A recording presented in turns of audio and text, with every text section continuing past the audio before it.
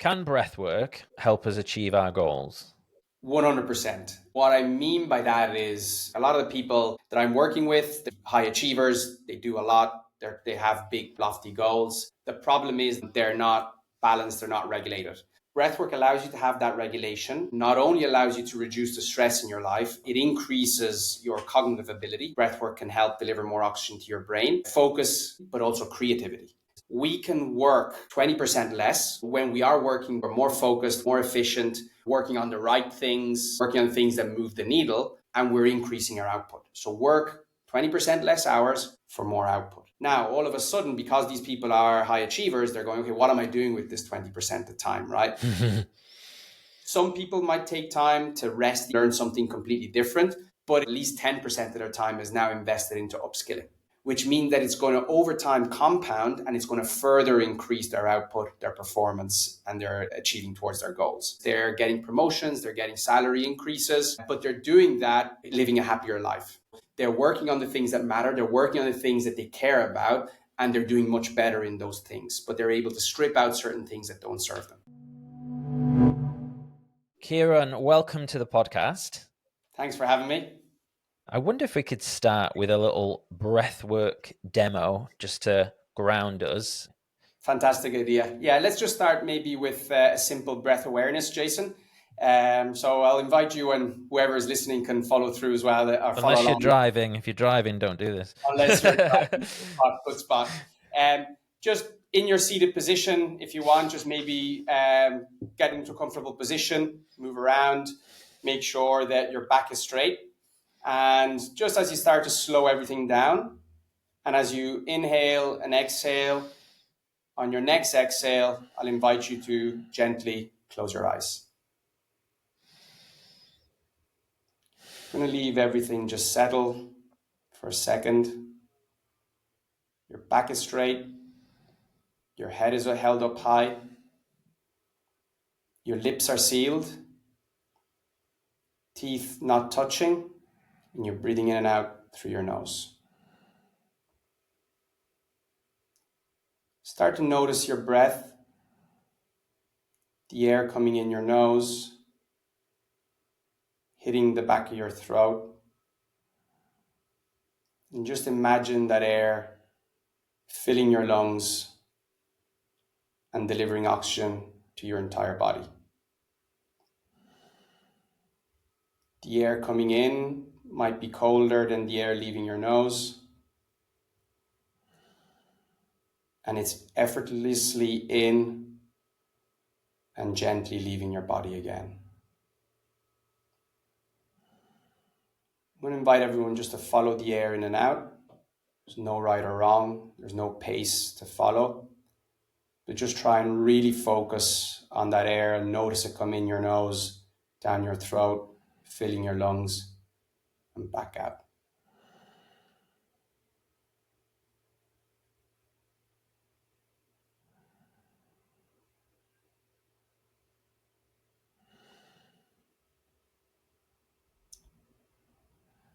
As you get comfortable with that, just slow your breathing down ever so slightly. 10% slower, 10% less air in and out.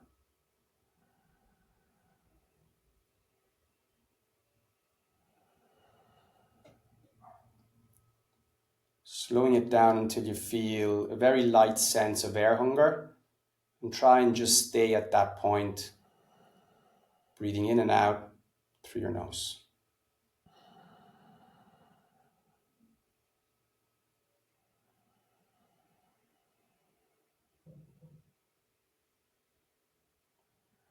Maintain your focus on your breath.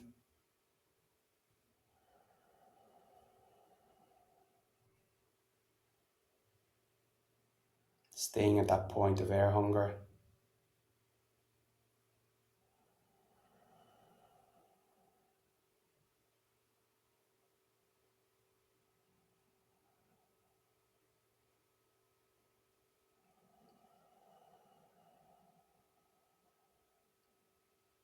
The mind quietens.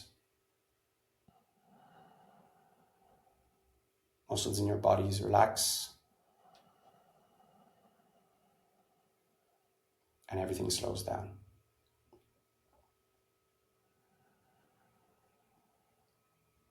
Just as you open up your eyes, as you come to conclusion in your breath, just maybe look away from the screen, look around your environment.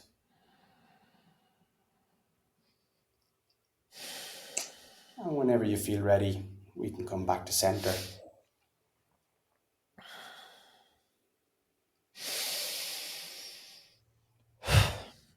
How do you feel, Jason? Bit better. Thank you.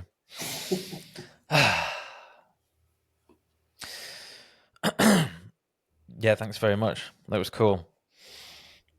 So this is the practice I use every morning.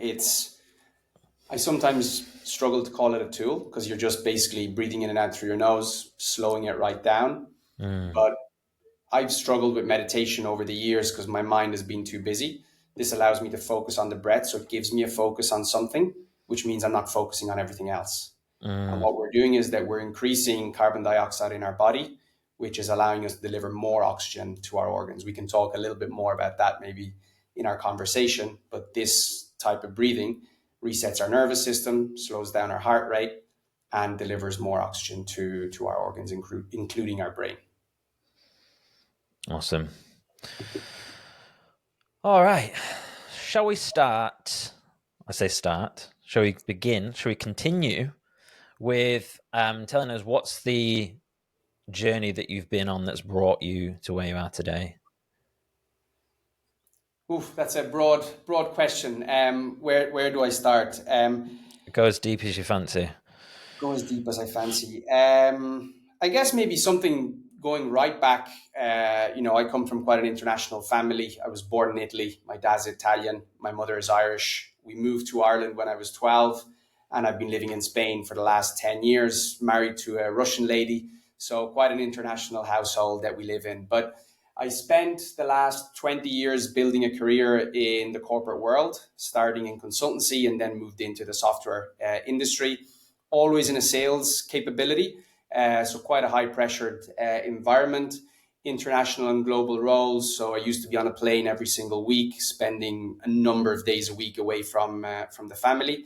And 2.5 years ago, I hit burnout with a mini stroke while I was out running with my friends, which was kind of a turning point and the beginning of my second career, let's say. And it was kind of as a recovery to that I came to know breathwork. And my goal now would be to try and bring breathwork back into the corporate world to support people and prevent burnout. So I use it as a recovery. I would like to see it as a tool to help people prevent burnout. And what is a mini stroke? What is a mini stroke? So I woke up that morning, dropped my parents off to the airport, drove back to Sitges, the town where I live at, just outside Barcelona, and I went for a run with my friends. I would describe it that I felt that my hearing and my vision were heightened. And it felt like a little bit, everything was slightly slower, sound was a little bit off, like I was in a little bit of a matrix. I just put it down to tiredness because I'd just been away with my wife for a week in Cyprus at a HYROX training camp.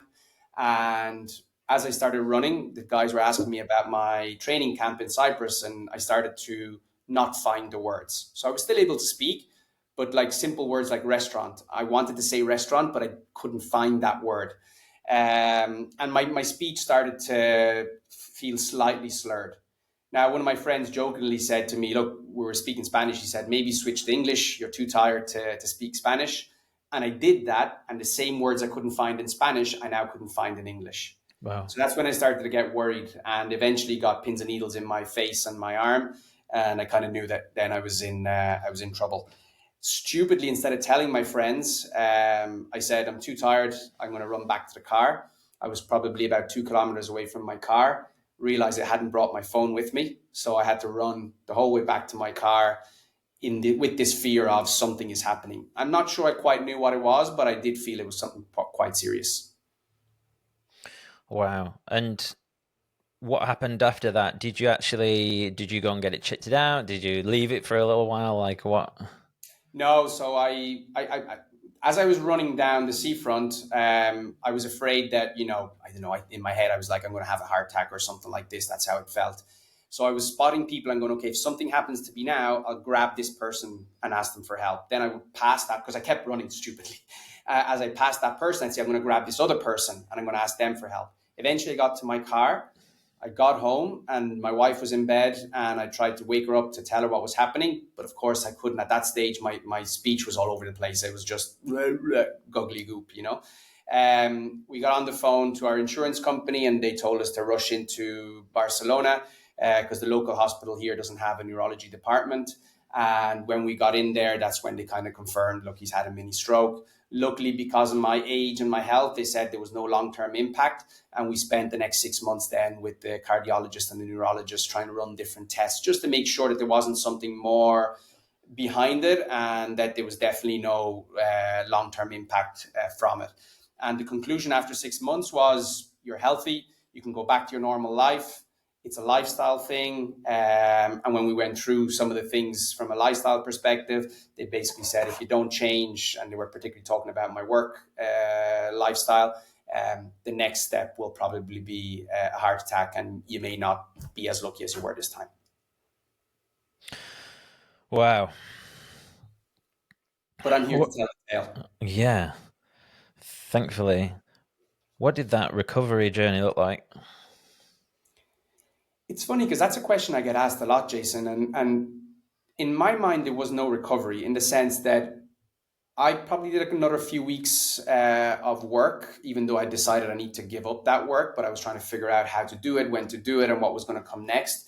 And then my wife was very clear that, I was to take 6 months off. I was not to think about or to discuss with anyone what my next step would be. She said, you need to take 6 months off, just spend time with the kids and just completely switch off, which is actually what I did. So I had a couple of other like smaller minor incidents in the weeks following because I was still in work. But as soon as I gave up that job and I dedicated myself 100% to the family and the kids, I feel like I was already recovered at that stage, right? The only thing that stayed was one, emotionally, this loss of identity. I was the head of sales, I was this software executive, whatever my titles or whatever painting names that we give ourselves.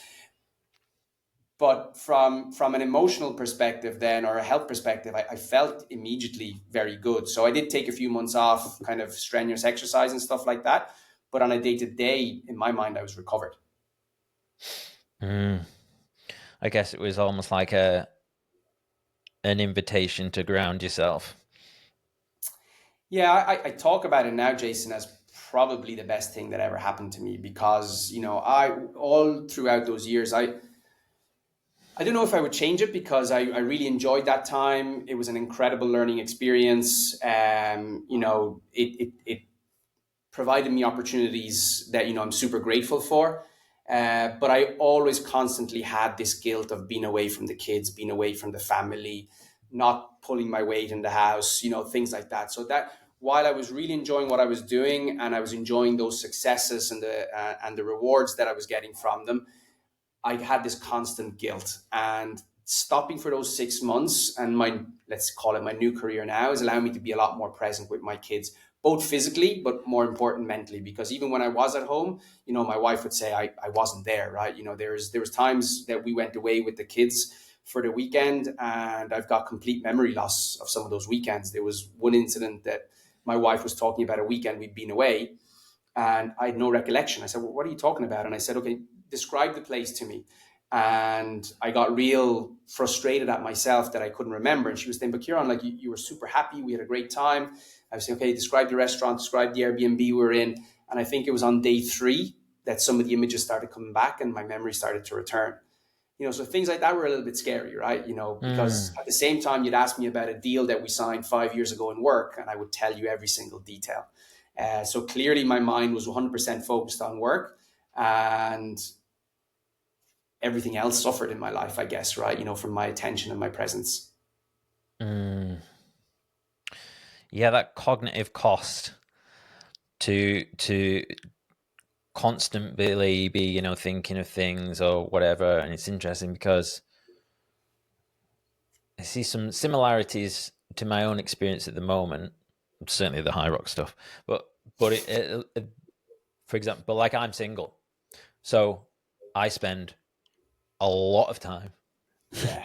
thinking and reflecting and journaling and all the stuff, So I have to make sure that I make space for meditation and stillness and stuff like that, because it's an absolute necessity when you're kind of like constantly on that in that go mode. But I thought about it then, and I was like, wow, yeah, like imagine if I had like kids and it would, in this sort of like very analytic world, you'd be like, oh wow, there's like 3 other projects there that I've got to think about. Yeah, I mean, ironically, I talk a lot about productivity and output with my current coaching clients in the business world. I mean, but ironically, the fact that you have kids and a family sometimes is probably what can get you through it. One, because it can be a distraction so that you're not 100% Mm, focused on thinking about work. I always used to say that, if I didn't have the family and the kids, I probably would have had a heart attack a long time ago, because the only thing that got me away from work and thinking about work and doing works from time to time was because I had the family and I had to do things, or I wanted to do things with them. But, I always think about this thing that we have different buckets that represent our life. And one of those buckets is work. But then you've got, in my case, the father bucket, the husband bucket, the friend bucket, the athlete bucket, or whatever else, the breathwork coach bucket. If I'm pouring everything into any of those buckets, I'm out of kilter. And what happened with me is that I poured everything into the work bucket all day, every day. Even when I was with the family, I was thinking about work. And once that tipped over, all my other buckets are empty. And that's where you get burnout. That's where you get depression. That's where you get all the issues that people suffer. I think if you manage to balance those out and put a little bit in every one of those buckets, if any of those fall over, it's not the end of the world, because I've got all these other things. And my identity was 100% soaked into being that work, that leader, that sales, that executive, whatever it was. So when I lost that, I kind of ended up losing everything. I was lucky that I had a supportive wife that allowed me to rebuild my other buckets as that mm. work bucket was lying over for those 6 months. Yeah, it's so interesting that we're talking about this as well, because just at the moment, I'm trying to let me say, like be a little bit more equanimous in like managing those peaks. Because like I don't drink, right? But just because you don't drink doesn't mean that you can't like go into a dip or whatever. And HYROX training, which we will get into, can be like this. Like Saturday mornings, I'm at the HYROX class, I'm charging down a load of espressos, I'm flying, and then later on in the afternoon, I'll just go, Yeah. because it's such a big high. With my breathwork coach practice, I've been really getting interested in the nervous system, and the idea of stress and the idea of crashing and burnouts and stuff like that. The reality about stress is that stress is necessary for survival. So what you're describing is an acute stress. I think what's happening in today's world is, one, we don't have the rest post stress Mm, to recover. Let's say we call it the recovery, even in a sporting analogy. But we got this kind of chronic stress that's humming in the background all the time, right? Whether it's work, whether it's our mind thinking, the journaling practice you talked about, ironically, that's a good practice to get stuff out of your mind down onto paper. But if it's a constant and you're constantly thinking about it, you don't allow it to get out, then you're thinking about something else, you end up having this medium to high level of stress that's humming in the background. That becomes normal, so you don't notice it. And it's only mm, in a moment where you might take time off and really unplug and really slow things down that you go, bloody hell, I now realize that I was stressed at that moment in time. And that's why for me, breath work is so powerful, because you can give yourself, and particularly your nervous system, these moments of rest and digest throughout the day. I'm talking 2 to 3 minutes of breathing throughout the day. And it's basically like resetting your nervous system again, right? You talked about HYROX. If we talk about sports analogies, a lot of the top athletes are having a number of naps throughout the day. And if they're not napping, they're definitely sitting there doing very little throughout the day. So they have very high intensity training sessions, but they have to have that recovery afterwards. Otherwise, their next training session, they're not going to be able to peak at that level. So the peaking during training is important and is necessary for them, for their performance. But the reason why they can do it and we can't is because they're 100% dedicated to that, which includes their recovery. Yeah. Yeah, for sure. I always thought like if I ever got to the stage where I could take my training, I was going to say seriously, more seriously, because I take it quite serious already. It would be, dropping some time at work so that I could nap. Yeah. I'm pretty good at doing the nap thing actually, but I'm like, I think like I need two. Yeah, what I do, which is very helpful, Jason, after any run or training session, I've actually recently switched from the HYROX style training to, I'm attempting my first ultra marathon this year, but after every run or workout, whether it be weights or high intensity, I take 5 minutes to breathe slow and make sure that I can actually feel and notice my heart rate decreasing. And it's resetting everything. Because what was happening to me is when I was working late, I'd work till 1 or 2 o'clock. I'd get up at 5, I'd do an hour training session, high intensity. From there, I'd run upstairs, shower, drive to work, get into the office. There was no pause. There was no resetting. My heart rate was constantly elevated. My nervous system was constantly jacked. And, the doctor was very clear with me, because I said, oh, well, actually, the last 2 years, it hasn't been so bad. He said, Ciaran, this is 15 years in the making. This is not something that can affect your health in 6 months. And the unfortunate thing is over those 15 years, as I was describing earlier, I didn't notice that my nervous system was humming like that in the background. To me, that was normal. And it's only now that I understand it and that I have a slightly different lifestyle that I can recognize, yeah, I was definitely hitting burnout and I should have known at the time. Yeah. What just going back to the when you had your stroke, like how old were you at the time? Well, I'm 41 now, so I was 38, 39. You're looking good, mate. So 38, and like, what was your diet like? What were you eating well? Like, what's My diet has actually always been pretty good. I mean, yeah, this is I don't want to say scary thing, right? But in general, I would say that my lifestyle was pretty good. Now, I've given up alcohol as well over the last 3 years, but I was drinking at the time and I was very much a social drinker. And what I probably would say is that those nights when I was working till 1 or 2, there was quite often a glass of vino or a beer in my hand, right, as I was working. So while it was done in a relatively moderate way, it was probably there a lot, let's say, right? So from that perspective, it probably wasn't healthy. But my food has never been that bad. And even when I was traveling, which is where people tend to fall off the horse, I'd always try and find if there was a healthier option for me. So everything else was not so bad. I was training, as I said. Now, the doctor said that because I was so stressed that the type of training I was doing wasn't ideal because, again, it was high intensity. So that is a stressor to the body, as we talked about. And if you're not doing the recovery afterwards, you're just adding stress to an already stressed body. So the problem was really this fact of not having these troughs after the peak. So there was no rest, there was no reset.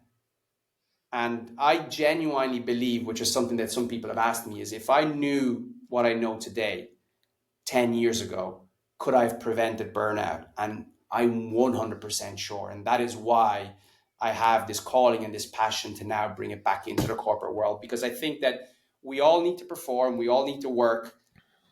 But by using some of these tools and habits, I think that we can actually, our output and our performance can increase, maintaining a regulated nervous system and therefore not hitting burnout.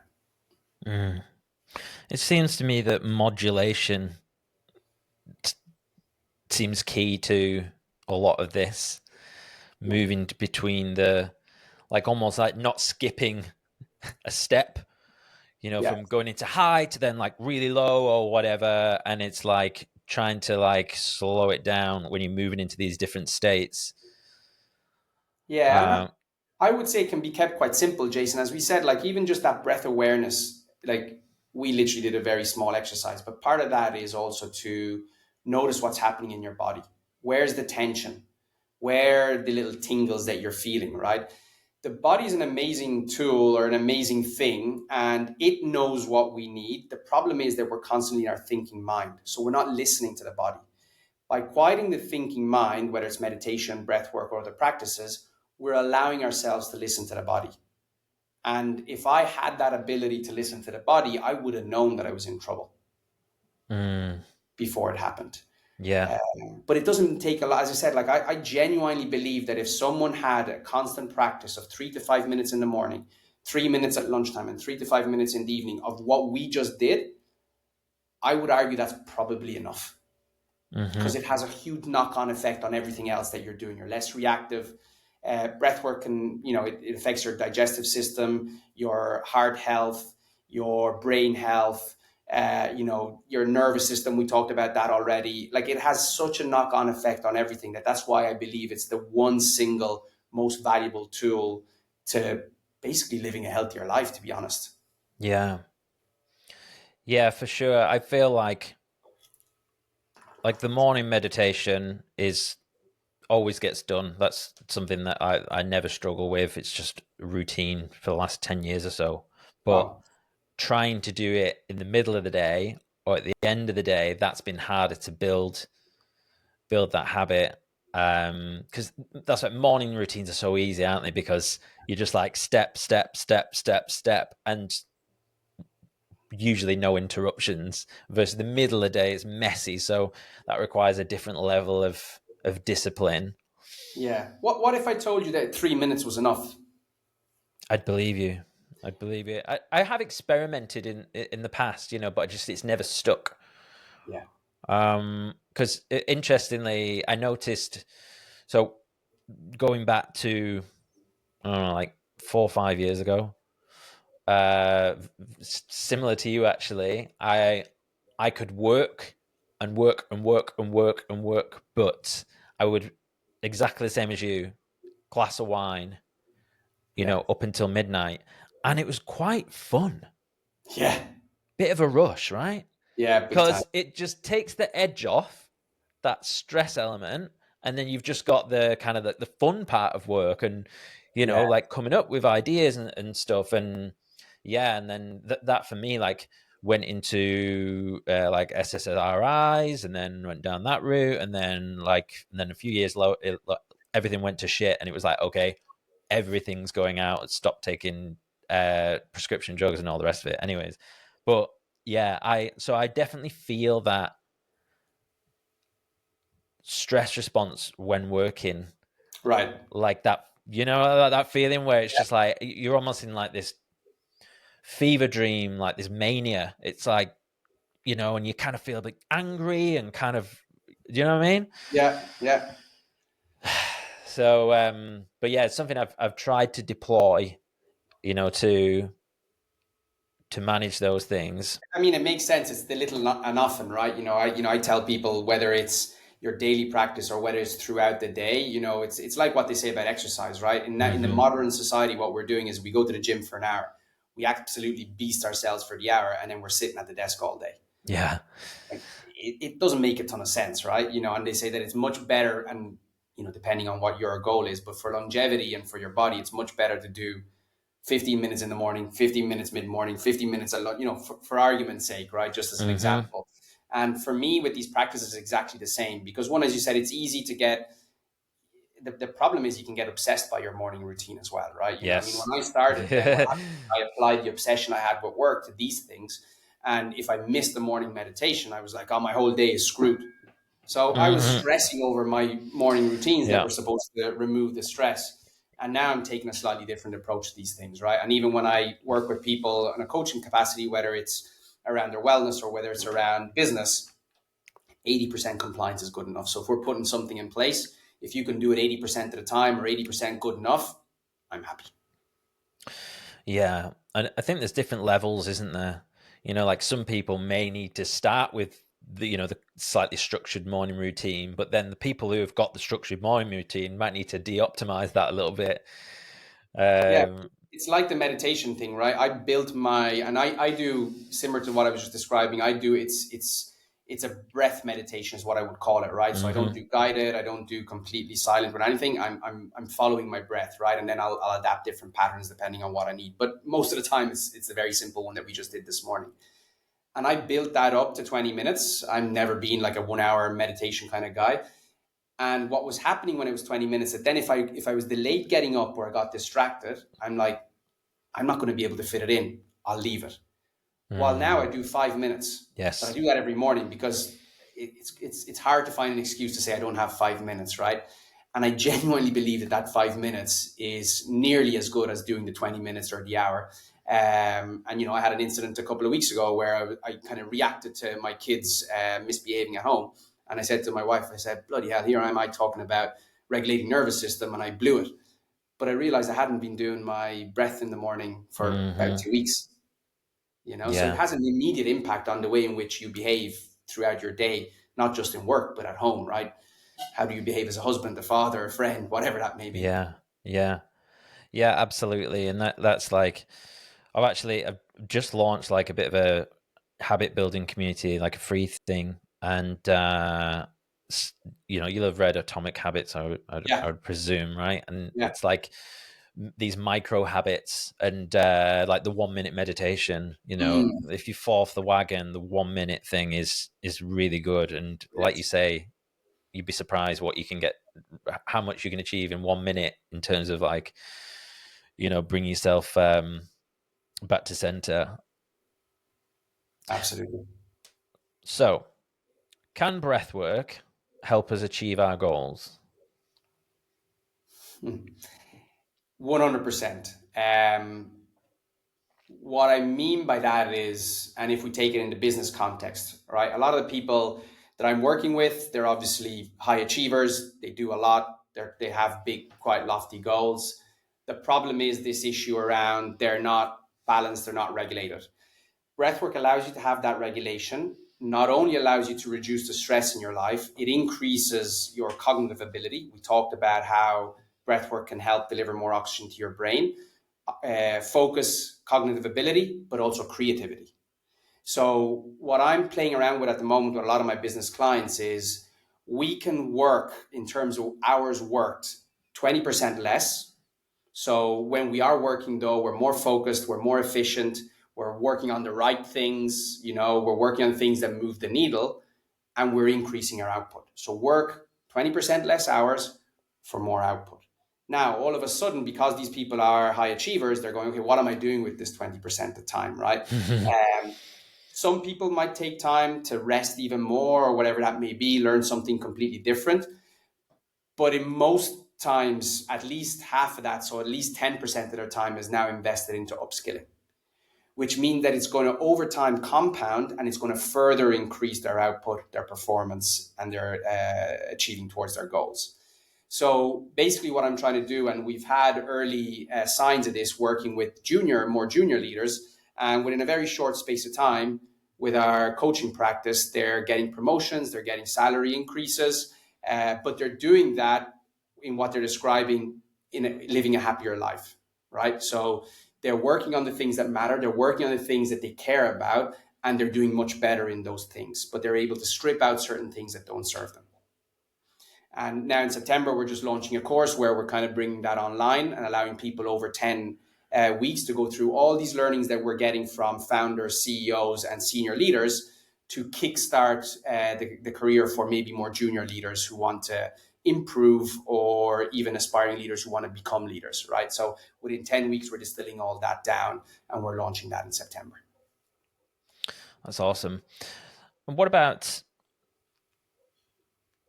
the word founder?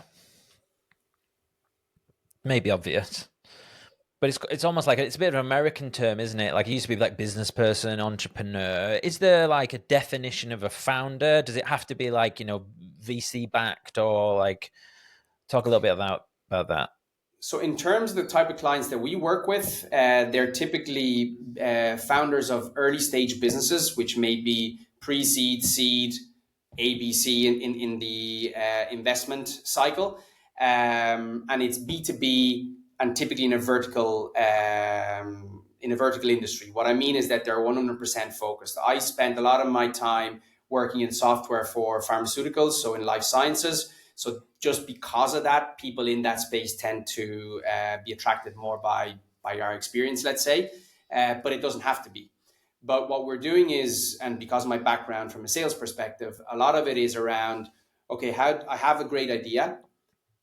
As a founder or that CEO of that business, they are not commercially, they don't have a commercial background. They're more a product focused person or technically focused person, an academic focused person. And I'm helping them then to scale and grow the commercial side of that business. Now, when we work longer term with that, then it becomes, and I've had a couple of my clients that come to me for commercial advisory that now have become their coach as well, right? So I'm working with them as a business coach, and then little by little, we actually get into some of the other areas of their life. And as you can imagine, just because of my my path, I guess breathwork becomes quite a key part of that. And the other thing that we're doing now is that some of them are bringing us in, some leaders are bringing us in to do team coaching with their entire business, which is improving communication, reducing conflict, all those things that we can do from a business perspective. But we always start the day with breath work. And then we utilize that because people open up with breath work to build closer connections within the team. And we had one customer that came over to Spain for a full day workshop with us. And they said that they walked away knowing each other better after that one day than the 3 previous years working together. Because all of a sudden now they were connecting, they were opening up, they were sharing personal things. And in a way where we're all working with our colleagues remotely, most of us don't know our colleagues. Most of us don't know what's going on at home. So you might be reactive to me and I might think, hey, Jason, I won't use bad words, but is not a nice person or doesn't like me. But what I don't know is that Jason has tons going on in the background. So now all of a sudden, Jason has opened up to me. Not only I appreciate and I accept his reaction to me or his behavior towards me, now I'm supportive towards Jason and I want to help Jason. It creates a whole new dynamic within the team. This team went from the leader being the only person speaking on their team meetings on a weekly basis to there being healthy conflict between all the players on that team. Because now everybody went from working in silos to working towards a common goal and having the trust and the connection to be able to challenge each other towards that goal. Do you think it's possible to nurture what you've just described in an online based business, or do you think there needs to be that physical? That's such a great question. So one of the things that we believe is that we can do some of the coaching online, but that typically we would say, whether it's on a quarterly basis or something, to get the team out of their business environment. So specifically, we would always prefer, if at all possible, to get them out of their office, out of the working environment. In an absolutely ideal scenario, bring them into somewhere where it's in nature and then do that type of work at least once a quarter or once every 6 months in person. We do believe that having done that work, we can then carry it through for the following 6 months remotely or online. But I think it's very hard to replace human connection, Jason, when you're trying to build trust. And that's why even from a sales or commercial capacity, now that we're gone back in a post-COVID environment, connection, personal connection and building trust and rapport with your customers, it has to happen in person, right? Otherwise, you will never get that deep relationship and that deep connection. It will always be somewhat transactional. Would you care to tell us like a few pointers or frameworks for if someone's saying, yeah, I love the idea of that. I'm gonna book a trip to Center Parks or whatever with my team. Like, what is a decent schedule to? Because I would imagine as well, a lot of people have anxiety around.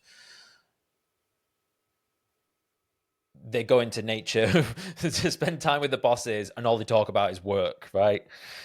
Yeah.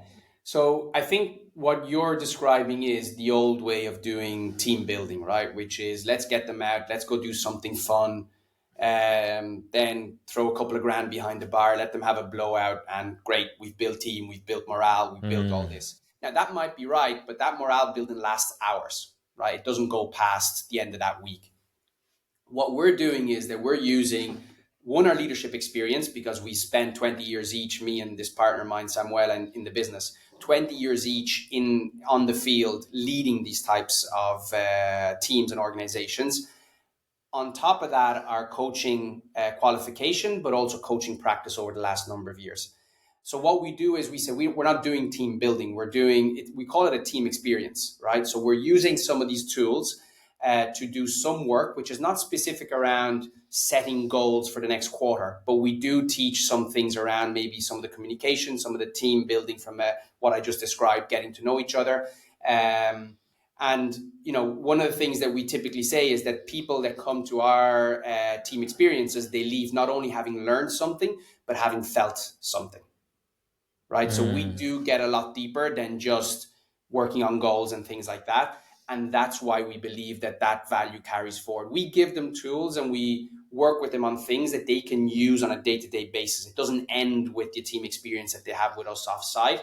And the additional thing is that some of these things will help them not just in work, but in every aspect of their life, right? And that's why people like it. It's a 360 degree rather than, as you said, just go in there and talk about work. Yeah, it's almost like, I talked earlier about, just doing the morning meditation but then if you just lose all your mindfulness for the rest of the day, it's kind of like that integration is clearly key, isn't it? Yeah. Any warning signs of burnout, early indicators? There's tons. The problem, Jason, is because, as I said, we're in the busy mind, we don't pay attention to them. So for about 2 years before I had my mini stroke, I was having chest pains. I was having tightness in the chest. I mentioned the forgetfulness. That's just one of the many examples. I've had examples of leaving keys behind, going to pay something with a credit card and walking away, and the person saying, "Excuse me, sir, your card." Walking away from a coffee shop and leaving my phone on the table. Leaving a laptop on an airplane. I've got so many of these, and in hindsight, they were all signs. Now, I was getting these signs. I didn't pay attention to these signs, so these signs started getting progressively worse until I hit the mini stroke, and that was the way of my body to really say, "Hey, you really need to pay attention this time."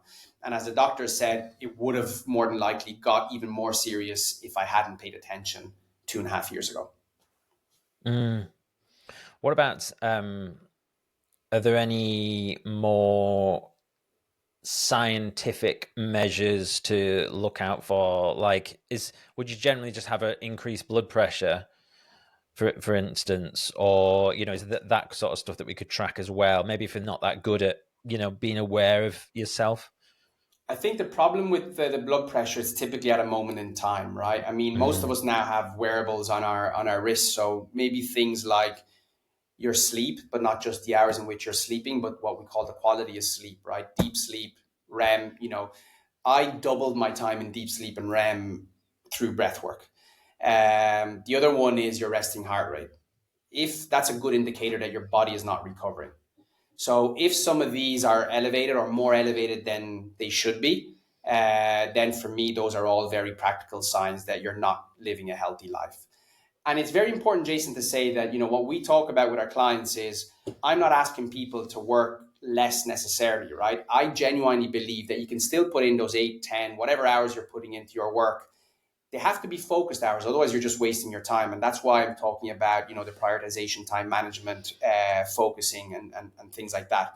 But if they are focused, then that's good.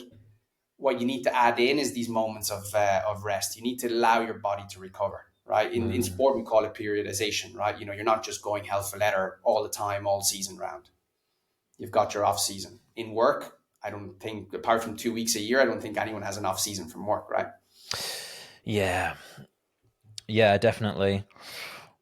You mentioned that you doubled your deep sleep using breath work. Any particular protocol? So there's a couple of different things that I started doing. One is just that breath awareness, so just being aware of the breath. The mechanics of the breath is also very important. So when we're talking about breath awareness, what you want to make sure is that the movement is in your diaphragm and not in your chest. When we're breathing shallow, our chest is moving up and down, but it's actually deep into our lungs where we have most of the red blood cells, where we can deliver that oxygen from the air into the bloodstream. So the practice of trying to breathe deeper by expanding your diaphragm and moving your ribs outwards as well. A lot of the time in breathwork or yoga, we talk about belly breathing. It's not strictly correct, but it does help people to think about breathing deeper. Really, if you look at it from a mechanical perspective, the best way to describe it is to have your ribs going outwards. So if I empty my lungs and then I fill them up again, you can see the body expanding this way. And in doing so, I have to engage my diaphragm, and therefore I'm pushing, let's say, the air, for better use of a word, down to the bottom part of my lungs. And that's allowing me to transfer more oxygen, from the air to the bloodstream. Now, we talked about nasal breathing and the importance of nasal breathing. Mouth breathing means that we're dumping carbon dioxide. Carbon dioxide a lot of the time is seen as a waste gas, but actually that's the gas that allows the oxygen to decouple from the blood. We talked about blood oxygen going from the air to the blood, but then we need that to get from the blood to the organs. So the blood goes to every extremity in your body, and then with the presence of carbon dioxide, it decouples and delivers to the organs. Now, you've heard me talk about by breathing, we can improve the delivery to our organs, including our brain. So by maintaining higher levels of carbon dioxide in our body, we're delivering more oxygen to our brain. Now, the confusing part is that I increase carbon dioxide by reducing the way in which I'm breathing, right? I'm not dumping air through my mouth. So by good mechanics and by breathing correctly through my nose, I can breathe in less air but deliver more oxygen to my body. There's a great book by James Nestor called Breathe. If you haven't read it, or if anyone hasn't read it, it's an absolute must. It's a great read. It's an easy read as well. It simplifies a lot of the things that we're talking about. That's why I liked it. I like things in simple terms. And it was like mind-blowing to me. Yeah, that book was a bit of a gateway drug for me into like all this like alternative health space, shall we say. Yeah, very interesting. I did my first HYROX, I did it fully nasal. So that there's like some footage of me like going through the farmer's carriage just like yeah, I feel like but I used to like change my breathing style every HYROX, and then there's one where I'm like Wim Hof breathing all the way around. That would be interesting. I'm curious to hear how that went. But with the breathing, Jason, I think about having like 3 gears, right? In and out through your nose, gear 1. In through your nose, out through your mouth, gear 2. And when you're flat out, it's mouth in, mouth out, right? There's nothing you can do about it if you're really pushing hard on those last wall balls before you cross the line. I'm so excited to tell you about my first ever sponsor. Bear Bar make the highest quality shower soaps. Those of you close to me will know I'm always recommending and gifting them to people. I've actually brought some upstairs from my bathroom to show you. This one is Nebula Nightshade Fresh Cut Pine. This is one of the first ones that they made. It's got like this oaty kind of texture thing. I once described it to Christian, the founder, as like a cheese grater for my feet in a good way. Favorites are Woodsman, Molten Lather, is actually a shampoo bar, and Citrus Burst, which I've used all of that, so I don't have it. Do you remember those like packs you used to get with Pokemon cards? They're kind of like that. They stack it in your bathroom really nicely. You'll definitely dig it. Once you try these, you will never want to go back to £1.99 squeezy plastic horrible fairy liquid style soaps. Trust me, it is an absolute game changer. I don't even bother with moisturizer because I've got this fantastic quality soap and a good diet, of course. There's no plastic. It's made in the UK. Honestly, it's just a 5-star product all around. If you'd like to try Bear Bar, you can get 15% off your first order by going to bit.ly/bearjace. That's BAREJASE to get 15% off. What do you think about Wim Hof breathing? I practiced it. I enjoy it. I think of breathing in a number of different ways. I think there's the functional side of breathing for health. There's the performance side of breathing for sport, Oxygen Advantage, which I'm qualified in as well, which is part of what you were describing around the nasal breathing for sport performance. And then there's what I call the emotional health. So I'm also just finishing a qualification actually next month. I'm going to be in Ireland for a full week with Pat Divilly, who has a conscious connected breath coaching qualification. And that's the emotional part. And I would put Wim Hof in that space in the sense that what it's doing, it's allowing us to again, bypass the thinking mind to connect with our emotional side. Um, I think there's a place for each one of those, but they're very different in what they deliver. Mm. And if someone is struggling with stress or anxiety, while conscious connected and Wim Hof, any of the hyperventilation practices can bring some level of calm after, there's a much higher danger though that it actually adds stress to the body as well. Because if I'm anxious, I might go into some sort of an anxiety attack if It's I'm doing that. like, yeah, it's like, because it is quite it's a potent tool, isn't it? The Wim Hof method, and because if your ears can start ringing and you feel a bit tingly or whatever, but if you're not ready for that, I guess you could then, like you say, go into a panic attack. But if you know to like go, it's almost like a psychedelic trip, Yeah, you know, that's to amazing. to like And it's ride it, and masculine energy, right? So if you've got a bunch of mates and you're doing it, like it's great, it's amazing, you know. But what's interesting is you're doing breath holds, but you're doing breath holds after you inhale. So mm, you're giving yourself your best chance to take it as long as you can. With the oxygen advantage, you're actually doing your breath holds after you exhale, because you're reaching the point where your carbon dioxide increases much quicker, and that's what you want to train, because we have a very low tolerance to that at the moment. okay, interesting. Yeah, I remember I did the Wim Hof course, and I think he did one when we breathed out and held, and then one where we breathed in. And I can remember, like, I'm always like, what's the difference or whatever. And funny enough, we were at a family uh, a weekend away the other day, and I'm very competitive, and I'm just trying to get people to compete with me. So I'm like, let's do some pull ups, and and then I was like, who wants a breath hold competition? So I did a little bit of Wim Hof. I haven't done it in a very long time. Sat there, and then everyone's looking at me like he's such a weirdo. And then I was like, and I got 3 minutes, so I was pretty impressed with that. And that was exhale, and then 3 minutes. Um, so what is the difference there with the exhale? And I know you alluded to it, but just tell us a little bit about that. Well, what happened with that 3 minutes? For example, if I was to get you to do it now, there's not a hope you'll get 3 minutes. You No, because I'm probably struggle to get half of that. The yeah. reason being is what you were doing with the Wim Hof, because you did the Wim Hof breathing before any type of hyperventilation, is you're dumping the CO2 in your body. So we've Mm, got these receptors, and basically when we do a breath hold, CO2 starts to build in our body. Because these are very sensitive, the level of CO2 starts to build, these start to scream to your brain, breathe, we're in danger, we're in danger, we're in danger. The ironic thing is, while CO2 is increasing in our body, our oxygen saturation is probably still at 96, 97%, right? Or 95 plus for sure.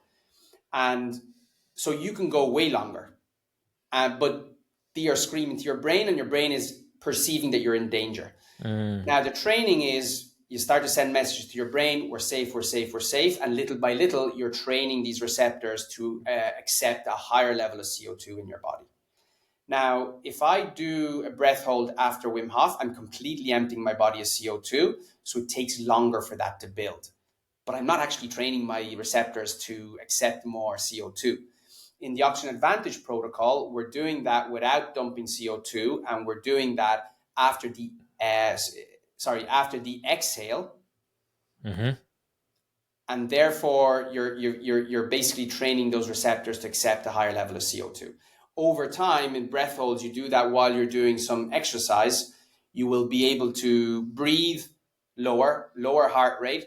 Your performance starts to improve, and your recovery is faster. Right. Okay. So what we're saying is dumping the CO2, then the breath hold, not much.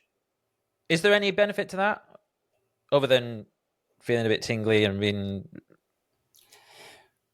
So this is where it becomes like, if you think about some of that hyperventilation and what you're Mhm. doing, it allows to have all these tingling sensations in your body. It's distracting the brain. It's allowing you to connect to a deeper self. This is where you get into maybe the emotional side of things, even going into Mm. the spiritual side, depending on what your belief or inclination is in that sense. And some people say that you're allowing certain emotions to come up, because you're moving energy and you're moving gases within your body, you're removing emotions within your body. And then some people go as far as to say that they get this different type of bliss, nearly spiritual side, connecting to something that's greater than themselves. So And for me, the oxygen advantage type protocol, nasal breathing, breath holds during training, that's from a performance perspective. If we're looking at conscious connected breath and Wim Hof, that's much more from an emotional perspective that you're getting the advantages from. got ya. And then so the oxygen advantage stuff, that's how you're training your CO2 tolerance. Correct. So if you have a higher CO2 tolerance, would that mean you were like, does that correlate to like VO2 max or anything like that? Or is it just purely to do with? It contributes to improving your VO2 max as well, absolutely. Presumably on like an immediate, it's like a faster recovery or something like that. Is that kind of what's going on there? So basically Like, what's happening is that you're performing at the same level or higher, but your heart rate is much lower. So the impact on your body is much lower over the course of that training session. And therefore then your recovery from that training session is going to be faster, because you're not putting the same level of stress on your body by performing at the same level. cyclic sighing. You know what that one is, right? No, Oh, talk to me. It's sign. do you know Huberman? Yes. Andrew? Yeah, so he talks about this. So he did an experiment in his lab, and they were trying to figure out what was the fastest way to recover and bring your heart rate down. And I think they did box breathing, so like 4 in, hold for 4, out for 4, hold. Wim Hof, and then cyclic sighing, which is practiced sometimes in yoga nidra. So it's that one where it's like a long inhale and then a little top up, and Yeah. then to lungs empty. So obviously it's a limited study. It was only one study, and whatever. It does seem to like have an immediate effect. It's like a little bit more of an intense version of the in for your nose, out for your mouth. Yeah. So I tend to use that to recover between sets, between intervals, stuff like that. Feels horrendous because like if you've just done an 800 meter and then you're and then I have to go, and like that CO2 is kind of screaming because I'm holding it in more. What do you think's going on there? Do you think it's a good approach? Do you think it's a load of shit? What like? I don't know, to be totally honest, right? Because I've never compared the two and tried them. Some of the things that are going through my mind is you probably get an immediate benefit, but does it improve your performance over time? I got some concerns over that. And the other thing is I'm struggling to see how you're able to lower your heart rate by doing that, unless it's a really intense exhale. Naturally, like just biologically speaking, when we inhale, our heart rate goes up, and when we exhale, our heart rate goes down. So a lot of Yeah. times we hear people for relaxation breathwork practices is, extend your exhale, slow down your exhale, because it's visible. You can actually, if you breathe slowly, but you breathe for long, for 4, 5, 6 seconds, and out again for 4, 5, 6 seconds, you can actually visibly see your heart rate going up and down. Yes. Even though there's a lag on your wearable in a lot of cases, right? But what you're describing then with that intensity, I'm not sure if you're as successful in getting your heart rate down. So typically what I would do in that case for recovery is maintain in and out through the nose if I can, and just extend a controlled exhale. I'm not dumping it. It's more like, or if I can, through my nose. Yeah, and slow it down. Humming is another way to lower your heart rate, right? So it feels like that, again, we're adding stressors and intensity to recover, which I'm struggling a little bit with, to be honest. Yeah. Well, do you think it's maybe there should be an emphasis on the exhale? By the way, I didn't really mention that, like the but like not too intense. What about do you think there's some like CO2 tolerance stuff going on there with that kind of that hold? at the top? The inhale is so strong Mm-hmm. that again I'm struggling with that Yeah. again, right? Yeah. So and also your exhale, right, is quite strong, as you said. Mm-hmm. I need to look into it, Jason, to be honest. Yeah. I've never heard of it being used in something like that. I do know that, doing breath holds before a training session increases your red blood cells and therefore increases performance, right? The famous Mm. EPO. But What was that? as EPO? yeah, but as part of the recovery, my personal practice has always been to slow things down. Mm. And what I notice is that you visibly feel your breath relaxing, your heart rate going down, and in my mind, relaxed heart rate, you're resetting your nervous system as well, right? So you can go on to the next set or your life, starting from a much better baseline. Cool. Can we talk a little bit more about like performance breathing? So you mentioned there that EPO. So Yeah. what's EPO? So basically, it's just increasing in the simplest of terms. What we're doing is through the breath holds, we're increasing the red blood cells within your body.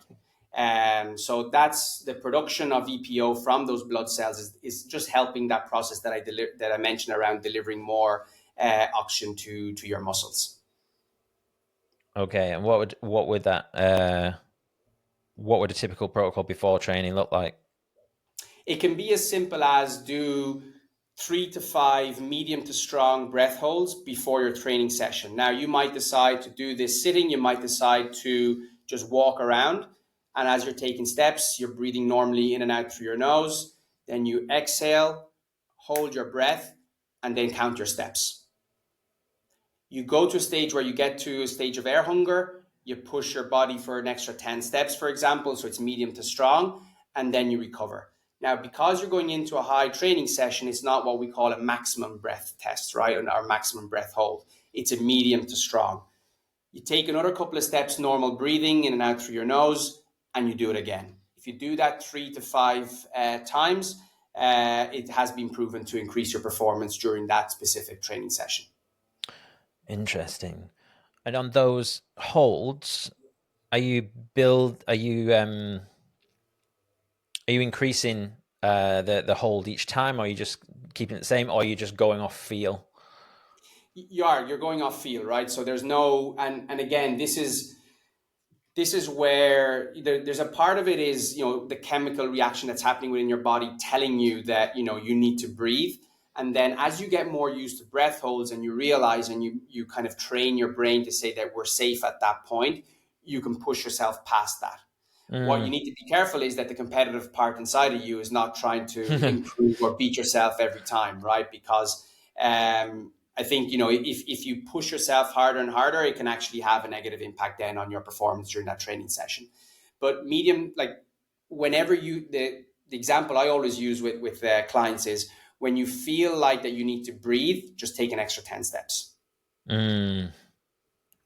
Would you do that like before you warm up, or would you like do a warm up then maybe do it before you hit the session? Or You could do it either or. I typically like to do the breath work before, and then I get into my warm up and my session. So start with the breath holds, do your warm up, and into your session.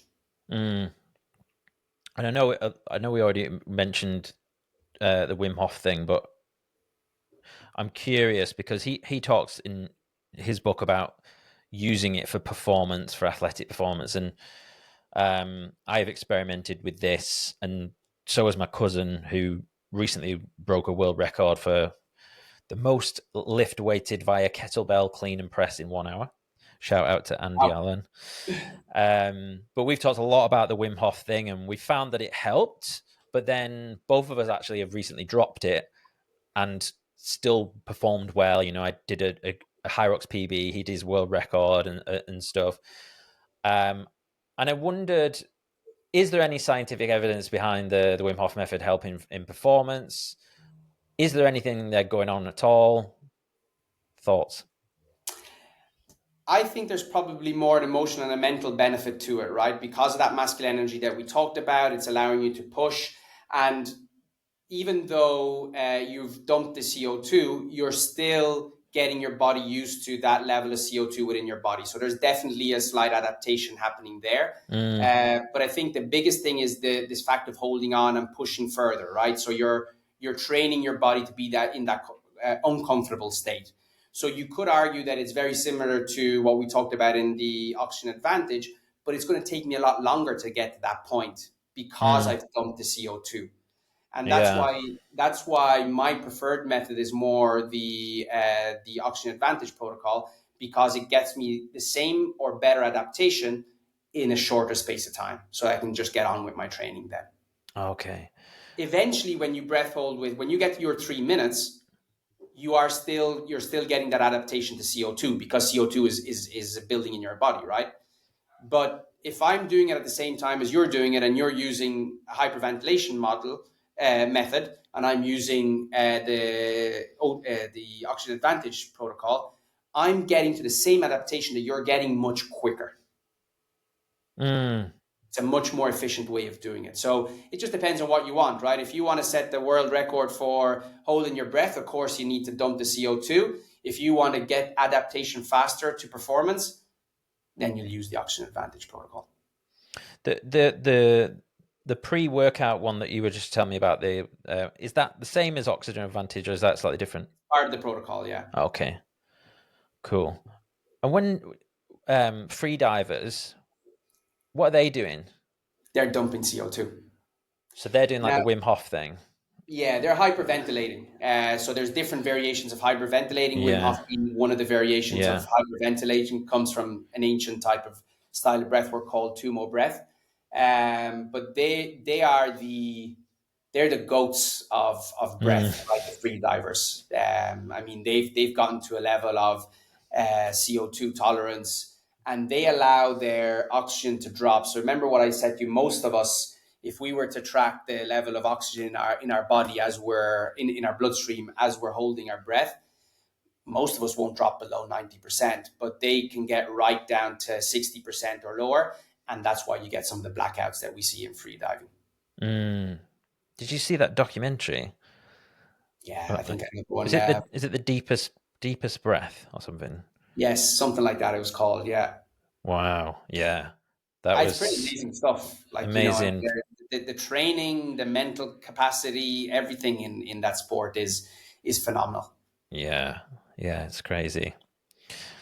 That's an interesting segue. Are there any risks to practicing breath work?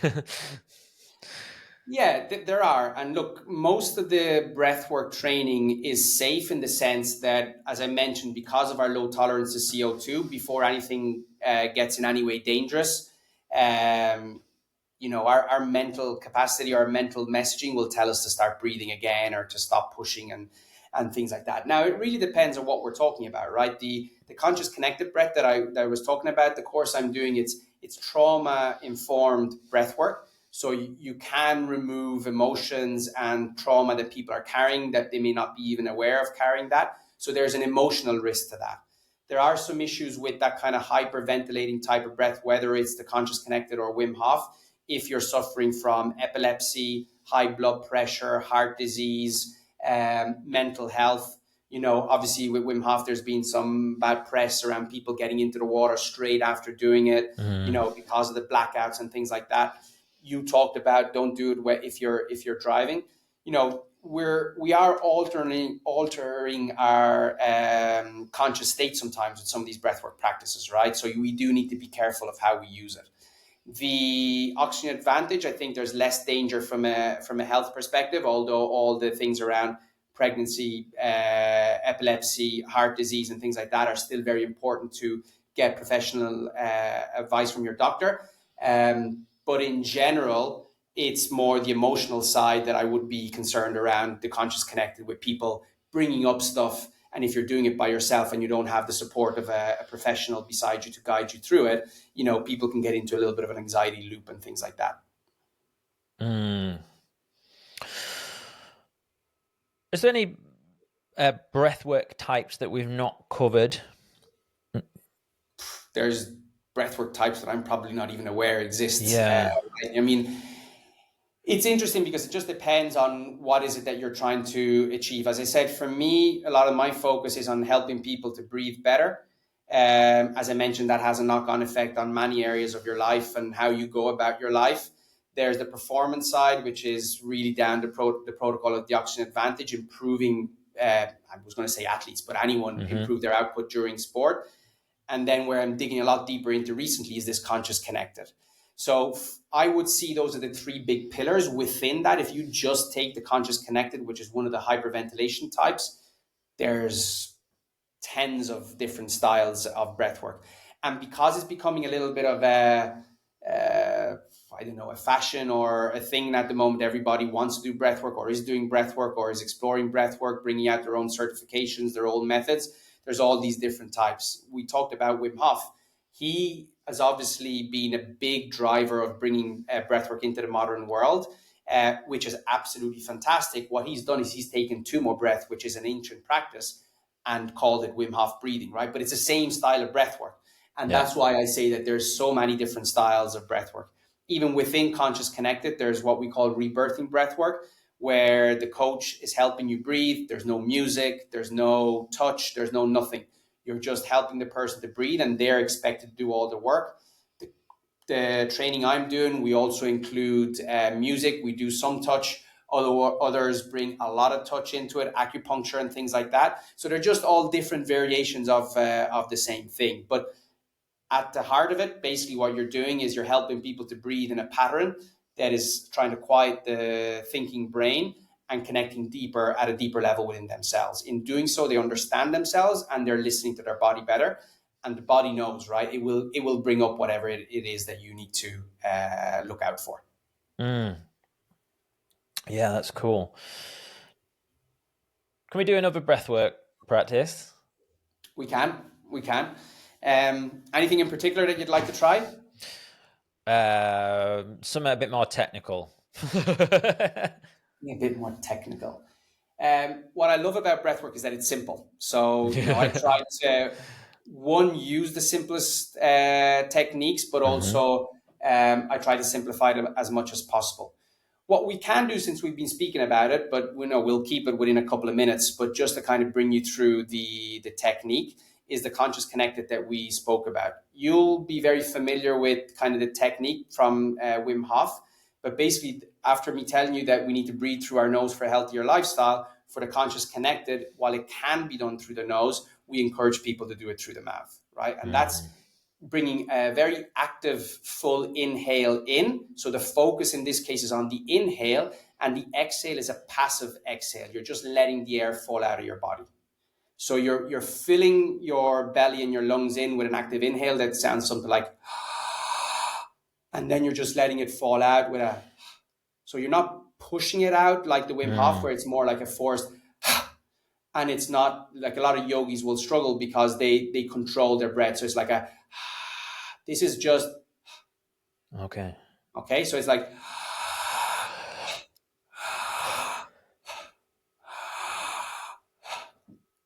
typically in terms of timings, you'll get the inhale to be 3 to 4 seconds and the exhale is 1 second. So it's passive. And the focus is really on that inhale. As we start a journey, this journey lasts between 45 minutes to an hour. It can go longer as well. The first 10 to 5 minutes is really just around breath awareness and breath mechanics. So as you can imagine, if we just do a couple of sets of this, we're not going to get into the actual journey itself, but it's just to show the complete contrast to what we were doing earlier today. Yeah. A lot of the time I would get people to lie down, starting with their hands on their chest and on their belly so that they can feel that coming in and out. In order visually for them to imagine it, in Wim Hof as well, we use this a lot where we say, imagine it like a wave, belly, chest, and out. What I want you to also do is to imagine your ribs going out the way to really fill your lungs full of air, and then back out with that. Okay. If we want, we can just do a couple of rounds sitting up as we are now, just to make it easy. And basically, I'm not going to necessarily cue the speed at which you're doing it. It's just really to get you to get into that rhythm, right? So I want you to start to just inhale through your mouth.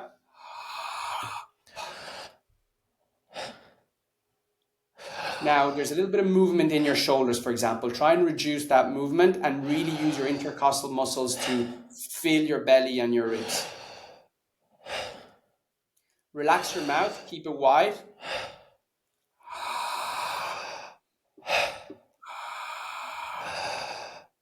And the next thing is to try and completely cancel the pause that you're seeing at the end of your exhale. There's no pause at the end of your exhale, or there's no pause at the end of your inhale. So get into a rhythm that's comfortable for you. In, out, in, out. Try to dump less of the air and just let it fall out. And it's you're keeping that breath connected. There's no pausing in and out. And it's when you manage to connect that breath and get into a rhythm that's comfortable for you, that's when we say you're connecting with your deeper self. So over time, you'll start to move energy, you'll start to move emotions, and some things might come up that you're not even aware of. The important thing, Jason, when we go through this practice is that it's not a therapy session. So the goal is not to figure out what's happening. It's just to let it happen and breathe through it. And we use music, we use different cues to help people breathe in that pattern. And you can get emotional expression through exactly what you're doing right now. But as we get through the journey and we start to build and we get to the peak, it starts to become a little bit more intense. So I'll invite people to speed it up, breathe a little bit more air, fill your lungs even more, and just let that process happen. And remembering to remove the pause at the top of the bottom of your breath. When we get to the end of this journey, I invite people to slowly close your mouth, go back to nasal breathing, and just try and just slow down your breathing as much as possible. Because during that breathing phase, Jason, in a real breathwork journey, we will have moved things. People will have had physical and emotional reactions, tremors, change in temperatures, shaking, shouting, crying, whatever that may be.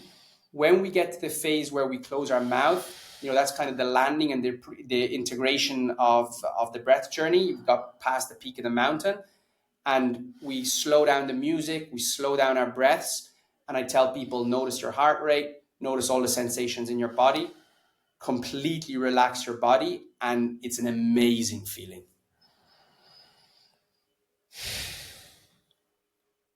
That was more intense than I was expecting.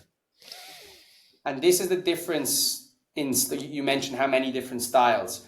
The breath, the way in which we're breathing is very similar to Wim Hof, but it's a softer way of doing it, which means again that it allows you to quieten the mind and really connect deep, because you're not super focused on I'm breathing and breathing and breathing. You can breathe at the rhythm that you're breathing. Try do that for 40, 45 minutes. Once you get past the first 30 minutes, something is very likely to move. So that, for example, is like a rough, like one set. And then would you do like a breath hold and then go again or something? Or how would you do what would you do 45 minutes of that exact breathing thing? So you can bring in breath holds, but with the practice that I'm refining at the moment, we basically breathe straight like that for 40, 45 minutes. Wow. Now, the interesting thing is that most people at the end of the session, if I ask them, guys, how long did we breathe for? They will say 5, 10, 15 minutes, and we might have been there for over an hour. What's happening there is that in the few minutes that you were doing it, your mind was still busy, you were thinking. That mind ends up switching off. You're bypassing that thinking mind, everything slows down. And some people get experiences where they feel they're somewhere else, right? They're kind of nearly like an out-of-body experience. Yeah. So my job as a facilitator is to make sure that when they're disconnected to the brain, that they don't lose the connection to their breath, right? So I'm cueing them, I'm reminding them. I might use touch to put my hand on their belly to make sure, push my hand up towards the ceiling so that they're keeping doing it. If there's a breath or they stop breathing in that pattern, to try and bring them back into that breath without getting them back into the mind. And it's, a lot of people label it as trauma informed because it can bring up some stuff. Very cool. Thank you. Have you got any client success stories, particular ones you wish to share? I think, I've shared a couple of examples. For me, because of my background and because of the situation that I had through the burnout due to, let's say, work, the ones I hold most at heart are some of those people in the corporate environment that, after a number of sessions, they say to me, I found a whole new sense of calm in my day work, right? So I had one client where this was a one-to-one client, and they're quite competitive both in work but also in their athletic performance, and we did some breath training. This was a mixture of oxygen advantage together with what we just described with the conscious connected breath. And they basically just said that they felt they were more in control when they were in work. They're in a very high stress environment and they're able to deal with that stress much better. The other one, which is at the team level, I already described, right? To bring a team that worked in silos, and through breath work and some of the business coaching, to allow them to connect and start to build healthy conflict within that team. For me, that's probably the most, let's say, the one that I hold the highest in terms of examples, right? Because you're not just changing an individual and what they're doing within that team. You're improving the individual's performance within the team, but also how that team works together. And for me, that's where you're going to get exponential growth from a team perspective, which is going to have a knock-on effect on other teams within that business as well. Yeah, interdependence is And that's why for me, it's this, I talk about, I'm a business coach and I'm a breathwork coach, and I purposely say they're not mutually exclusive, mhm. right? Because I believe that in order to work with someone to improve their performance in their professional life, which is typically why people come to me, we need to also look at some of the deeper things that are happening in their life, whether it may be purpose and value, whether it may be a nervous system reset, managing that stress. And in order to do that, then they can go and perform even better. Yeah. Are you still involved at all in like the software world? Do you coach software founders? Yeah, I advise early stage companies. That's typically always with the founders, and that's a pure commercial strategy type advisory work that I do. And then I do CEO and founder coaching. A lot of the time that revolves around their corporate strategy as well. But as I said, then it spills into other aspects of their life. And with a number of those people, they've shown curiosity to do some of the breathwork things just to purely manage themselves. And in general, it's always around leadership that I'm working with people, and that's why we're launching this leadership course. And I always talk about this idea of self leadership, right? If you don't work on yourself and you don't become your own self leader, how can you expect to be a good leader for other people? Mm. And that's why I say they're not mutually exclusive. What do you think about the like the landscape of startups at the moment? I'm thinking particularly in software. I presume you're familiar with things like Replit. Mm-hmm. What do you think, and what advice would you give to someone who's, they're going to start a SaaS business or whatever? Like, what do you think you should be looking out for? It's interesting because the big discussion at the moment is I think there can't be any startup without AI. But if there's different types of AI, right? And there's some of the AI where we see some of these startups that they're being built within minutes. You never really own that stack, which may or may not be an issue. But we're seeing a lot of companies that are building businesses that then have limitations to scale. So Mm, you're losing control over the foundations of your business. My fear around it is that AI is 100% a necessary ingredient for any business to compete in today's world. But I don't think it's necessarily the golden bullet or the silver bullet that people are talking about, if that makes any sense. yeah, yeah, for sure. I think it's going to be an interesting 2 to 3 years or to see Yeah. how this all plays out. What I think it's done is that it's allowed people, solopreneurs, let's say, for example, to compete at a different scale, right, or to compete on a different level, Hmm. and it's allowing creative people to compete with much bigger organizations that have a lot more funds at their disposal. Yeah. It's challenged as well the investor community, because now all of a sudden some startups are showing that they can do similar, same, maybe even better with a lot less investment and cash and people. So there's an interesting conversation happening there in the investor community as well. But there is no doubt about it that it's a skill set and it's a capability that every single founder is playing around with and should be playing around with. I think what it shows, and I'm specifically like AI agents for building web applications and stuff, is that it, you realize how hard it is. It's not just the thing, if that makes sense. Like once you get into it, you know, UX and and all this stuff comes into it, and it's just like, yeah, it's not just the idea. You also need all these other skills to be able to bring something like that together. I mentioned the advisory work that I do, right? So I've got a different brand to the coaching brand where we do the advisory work to founders, and it's typically early stage founders. And we're typically brought in when they have an idea, they might have sold their first project or deal, and they're like, okay, that's proven, now we need to scale it. And a lot of founders realize that, there's tons of great ideas out there that never made it to market. Because to your point, I can have a good product, but getting that product in the hands of the right customers and convincing those customers that you're solving a problem in a way that's different from all the other options that they have to solve that problem, because it's rare that you're the only solution to their problem, is an art in itself, right? There's an art and a science to sales. And I guess that's why, we've been able to be successful as commercial advisors, because it's not as easy as just having a good product. So even if you're able to use AI to build it, you still need either the know-how or the people within your business to bring it to market. Yeah. Yeah, absolutely.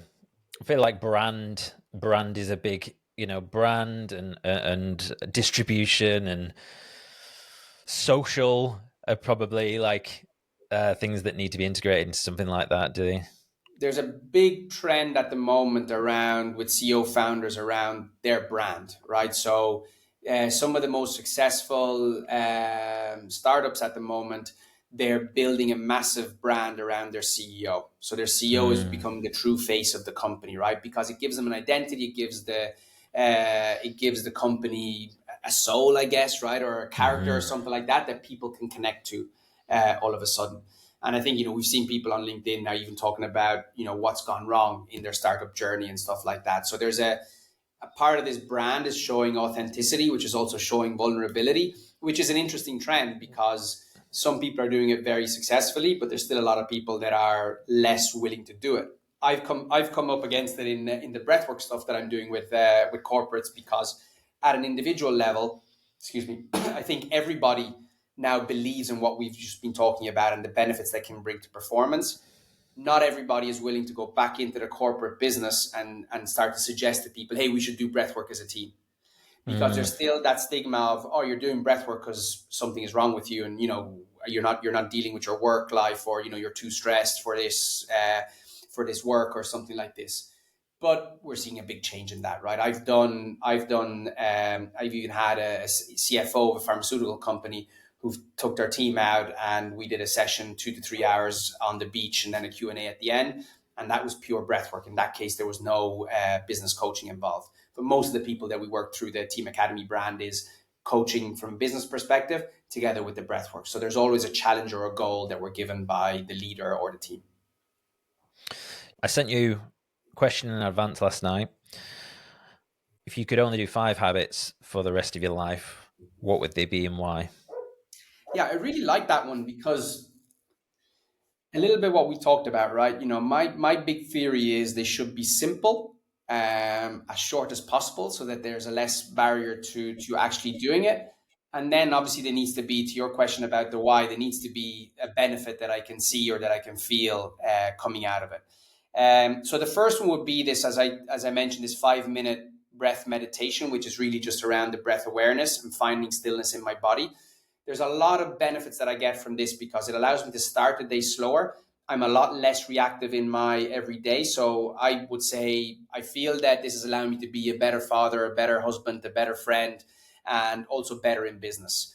in those moments of stillness, I always follow that with a journaling practice, because even though I'm focused on my nose, the quietness will bring something up. It could be a breakthrough in a thinking process that I've been trying to go through, a challenge that I've been trying to think about, or it surfaces a memory or a goal or something that I had to work through. So I would say 5 minutes of breath work followed by journaling. My journaling practices also can be just a couple of sentences. Sometimes I feel like I need to write and I'll write pages, but it can literally be 3 to 4 sentences down, right? So it's just something that comes up that I want to put down on paper. Something else would be around movement. So at the moment, I'm running a challenge with a bunch of friends of mine. We do it from time to time, and we're doing 100 push-ups a day. It's again, simplicity. It's a WhatsApp group. You don't have to do them all in one go. You can do them throughout your day. When you get them done, you just send a green tick in the WhatsApp group. The amount of times throughout the day that I get the tick and I go, crap, I need to finish mine. You'll do another set, right? But also it's the accountability, right? If you don't put your green tick in there, someone might say, hey, Jason, where's your green tick today? Right? And it's the motivation. And obviously there's a little bit of banter in there, which we have some fun with. But, movement can be any type of movement. For me, the great thing about this is that if I don't run or if I don't train that day, I know at a minimum I've done my 100 push-ups, right? So it literally allows me to tick that box. Something else is just a practice of gratitude, and that can be in many different ways, right? But one thing that I always try to do is not take anything for granted and be appreciative of what we have. Family is definitely high on my list of gratitude, but also some of the small things in life, right? An experience that you've had, a conversation that you had, maybe something a friend might have achieved that day, or, things like that throughout the day that you can be grateful for. I often have my morning coffee and, I look out and I kind of think, life has been pretty good, right? Even though we've gone through our ups and downs, I'm in a good place, and it's a good reminder that keeps you humble as well in whatever it is that you're doing. So that's what, 1, 2, 3, 4. 4, I think, yeah.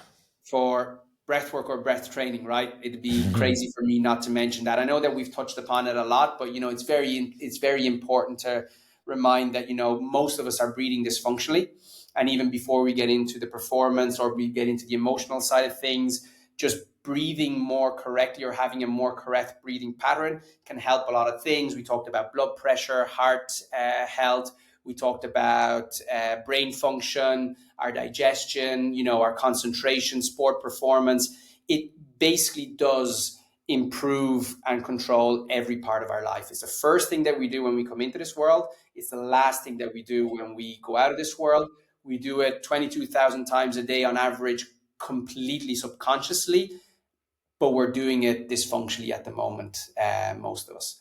By correcting that one thing, it can have the biggest health benefit in your life. And if you asked me for 5, if it was 1, I would get people to go through a breath training, maintain a breath training practice, and improve the way in which you're breathing. Awesome. I love them. Yeah, 5 good ones, definitely. And keep them small and keep them simple. That's for me is the goal. Yeah, agreed. Apologies if you can hear a dog outside. Can you hear that? I can. I've got 2 of them myself. I'm surprised you can't hear my 2. No, I can't. I'm like this, like constantly muting the mic in between. Yeah, next door's dog. It's funny actually. I tried to use the next door's dog as a mirror. So, because if I'm like, fucking dog, you know what I mean? And then I try and catch it and go, that's a you thing. I mean, when I'm on a podcast, it's not ideal, but like, yeah, it's a good indicator of like where I'm at, how I react to the dog. I had an experience recently. I don't know if you know Tony Riddle. He goes by the handle of the Natural Lifestylist on Instagram. No. But he has the natural lifestyle philosophy, and I've gone through his coach certification. That was actually the first thing I did when I gave up my job. And he's an ultra barefoot marathoner and does a number of different things. But his whole philosophy is around stripping our life back down, removing all the comforts that we have, and going back to our innate ability to live. And a lot of the time some of the things that we worked through with Tony was as well this ability to control your own reaction. And we went on a family retreat with him where I brought the kids and my wife, Olga, with me. And that was probably about 2 years after going through the certification. And there was 100 humans at this thing, right? We all slept in tents for the number of days that we were there. We did breath practices, we did movement practices, we did men's circles, women's circles, we did saunas, we did cold plunge, a number of different things. But it was an absolutely incredible experience. But the reason why I'm telling you that story is that we were doing a sound bath and the kids were playing around because it was a family retreat. And at one stage in the middle of this sound bath and meditation, these 3 kids ran across where we were, screaming and shouting. And I realized in that moment, one of the kids was my son. And at that moment, I was like, fuck. And then I just said, okay, just stay with it. I looked around. I was the only one that even seemed to notice that they were there. And it was a great learning because it shows that, we look for the perfect moment, the quietness and everything to do all these things. But really mastery comes where we can do it in any state, right? And maybe exactly when there is that kind of dog barking in the background or kids running around. If you can do it in that moment in time, then you know that you're making some progress in your practice. Definitely. Yeah, no, it's a nice way to overload your meditation practice with a bit more. Yeah, add a stressor. Yeah, awesome. All right, mate. What's going on in the future? Anything on the horizon? You got? Is it an ultra coming up? I have an ultra. It's my first ultra in October, so it's 100K in the Pyrenees, in the mountains here in Spain. A little bit scared about it, but Savage. doing the training and getting there. We did a 72K about a month ago, I think, with a bunch of my friends. So that was a good test run to kind of, at least psychologically, we know we can get that far, but still have a lot of training to do to make sure that we get across the finish line. But I've always been uber competitive, and one of the things that I'm changing about is that, especially with trail running, you kind of tend to have to forget and not be concerned about the pace. And I'm just focused on enjoying myself, pushing myself a little bit, but, obviously make sure that I'm focusing on my breath and keeping everything in check. Yeah, that long distance. It's quite an interesting map over to like life, isn't it? Like push hard, but not too much, because you need to Yeah. be like in that low heart rate zone because you've got a long way to go. Yeah, I'm really enjoying it because, I've done lots of different things, triathlons. I did an Ironman in 2012. But, the long distance like that, even with the Ironman, the long distance stuff means that of course, we do some speed sessions, but like most of your training is, as you said, in that low heart rate, just plodding along and stuff. And it's really grounding. And also you're spending so much time in nature, right? So I'm getting a lot of benefits from it. The only downside is those long runs, you're spending so much time away.